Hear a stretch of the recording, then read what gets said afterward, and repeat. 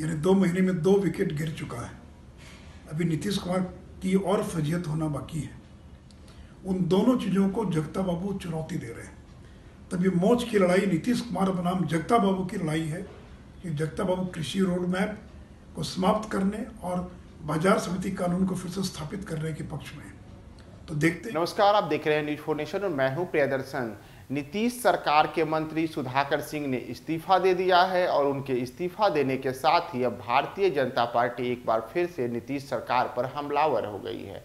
Bharatiya Janata party के वरिष्ठ नेता और राज्यसभा सांसद सुशील कुमार मोदी ने इसे लेकर के नीतीश सरकार पर जोरदार कटाक्ष किया है और उन्होंने कहा है कि नीतीश सरकार की फजीहत होनी अभी बाकी है।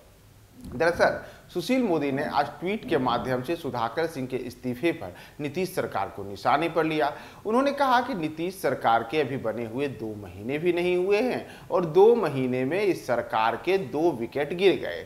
दरअसल नीतीश सरकार ने 9 अगस्त को महागठबंधन के बैनर तले शपथ लिया, लेकिन शपथ के बाद ही कार्तिक सिंह जो कानून मंत्री सरकार में बने थे उन्हें लेकर के काफी विवाद हुआ था। बाद में कार्तिक सिंह ने 31 अगस्त को अपना इस्तीफा दे दिया था। उसके बाद अब सुधाकर सिंह ने आज इस्तीफा दिया। सुधाकर सिंह की सरकार में कृषि मंत्री थे और वो लगातार अपने बयानों के कारण विवादों में घिरे हुए थे। उन्होंने इस सरकार में खुद को चोर और इस सरकार में जो अन्य लोग हैं उन्हीं में से कई लोगों को कहा कि बिना नाम लिए हुए कहा था कि मैं चोर हूं और मेरे ऊपर भी कई चोर हैं और इसमें कई तो चोर के सरदार भी हैं। इसी तरीके से उन्होंने अपने विभाग में व्याप्त भ्रष्टाचार को लेकर के भी कई बार टीका टिप्पणियां की और इसी लेकर के सुधाकर सिंह ने अब अचानक से एक और काम किया और उन्होंने अब अपना इस्तीफा तेजस्वी यादव को दे दिया है। अब इसी मुद्दे पर भारतीय जनता पार्टी ने उन्हें हमलावर हुआ है और सुशील कुमार मोदी इसे लेकर के नीतीश सरकार और सुधाकर सिंह को उन्होंने घेरा है।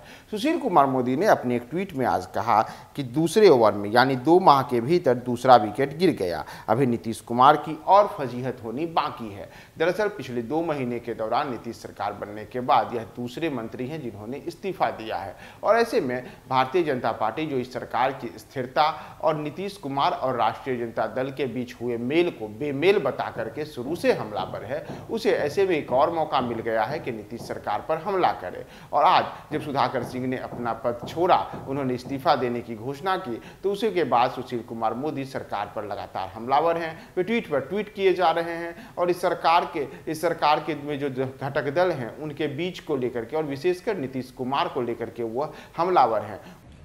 2 महीने के भीतर नीतीश सरकार के 2 मंत्रियों का इस्तीफा हो गया, यानी 2 महीने में 2 विकेट गिर चुका है। अभी नीतीश कुमार की और फजीहत होना बाकी है। और देखिए, जो जगता बाबू ने 2 दिन पहले बयान दिया था कि 2023 में तेजस्वी मुख्यमंत्री बनेंगे और नीतीश जी बिहार छोड़कर दिल्ली की राजनीति में जाएंगे, कहीं ना कहीं उसकी कीमत जगता बाबू को अपने बेटे के बलिदान के रूप में चुकानी पड़ी है। और अब ये लड़ाई जगता बाबू बनाम नीतीश कुमार की लड़ाई में परिणत हो जाएगी, क्योंकि जगता बाबू का ये स्पष्ट मत है कि कृषि रोड मैप को चुनौती दे रहे हैं और कृषि बाजार समिति कानून को जो समाप्त किया गया था, उन दोनों चीज़ों को जगता बाबू चुनौती दे रहे हैं। तब ये मौज की लड़ाई नीतीश कुमार बनाम जगता बाबू की लड़ाई है कि जगता बाबू कृषि रोड मैप को समाप्त करने और बाजार समिति कानून को फिर से स्थापित करने के पक्ष में है। तो देखते हैं कि कौन झुकता है।